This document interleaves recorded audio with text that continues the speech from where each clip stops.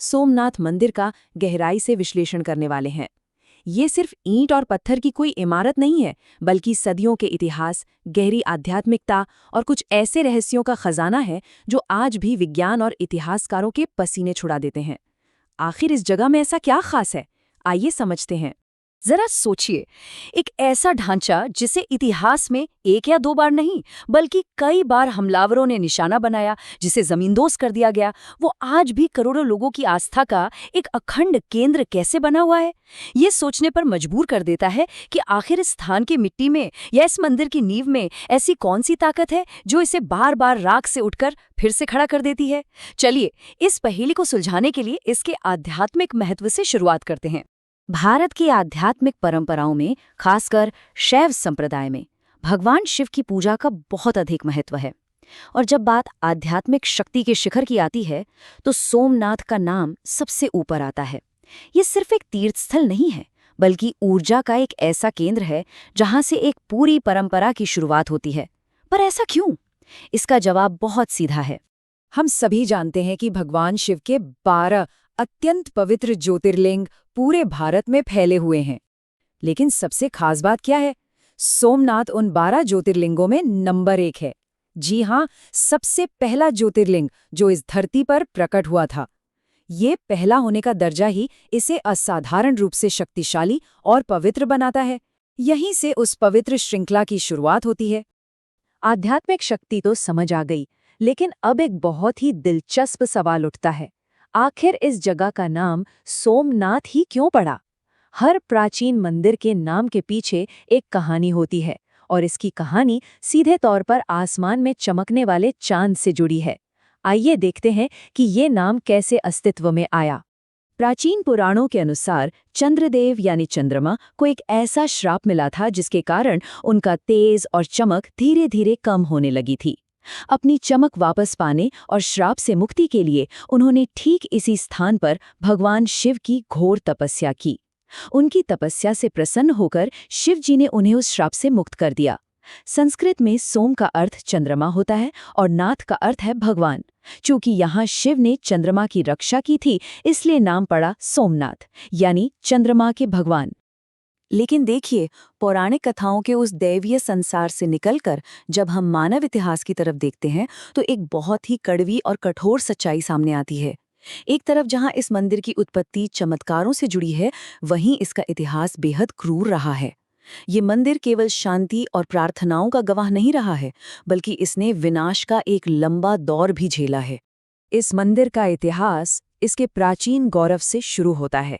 इसकी संपत्ति और भव्यता के चर्चे दूर दूर तक थे, लेकिन इसी दौलत ने विदेशी आक्रमणकारियों को अपनी तरफ खींचा। इतिहास गवाह है कि इस मंदिर को कई बार तोड़ा और लूटा गया। विशेष रूप से महमूद गजनवी द्वारा किए गए भयंकर आक्रमण तो इतिहास के पन्नों में गहरे दर्ज हैं। लेकिन सबसे महत्वपूर्ण बात यह है कि हर बार जब ये मंदिर गिराया गया, इसे फिर से खड़ा किया गया। और बिल्कुल इसी वजह से आज इसे अटल आस्था का प्रतीक कहा जाता है। ये कोई मामूली बात नहीं है। ये मंदिर सिखाता है कि पत्थरों को तोड़ा जा सकता है, लेकिन उस विश्वास को नहीं जो उन पत्थरों को जोड़कर एक मंदिर बनाता है। टूटने और फिर से बनने का ये चक्र ही सोमनाथ को न झुकने वाले संकल्प का एक जीता जागता उदाहरण बना देता है।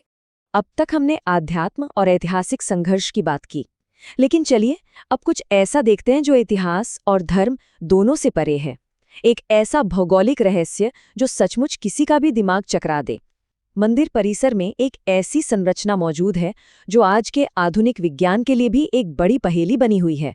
इसे बाण स्तंभ या एरो पिलर कहते हैं।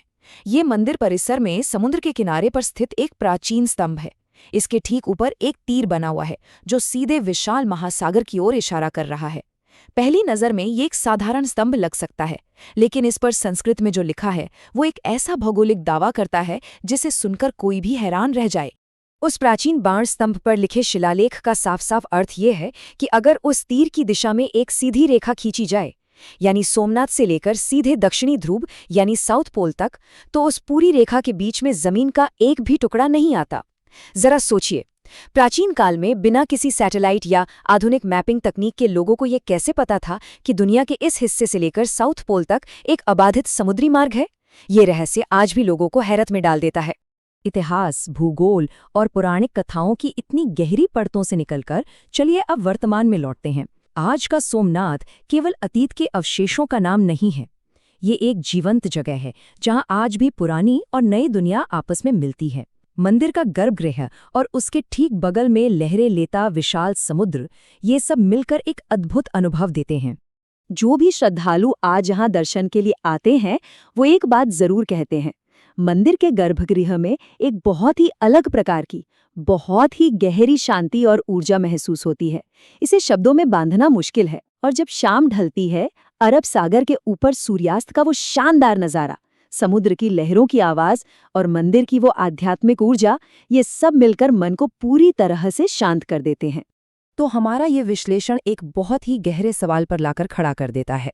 हमने देखा कि कैसे पौराणिक कथाएं इसे एक दिव्य शुरुआत देती हैं, कैसे बाण स्तंभ का रहस्य इसे विज्ञान से जोड़ता है और कैसे विनाश और पुनर्निर्माण का चक्र इसके अडिग होने का प्रमाण है। सोमनाथ की ये स्थायी विरासत हमें बताती है कि मानवीय विश्वास की प्रकृति अविनाशी है। एक आस्था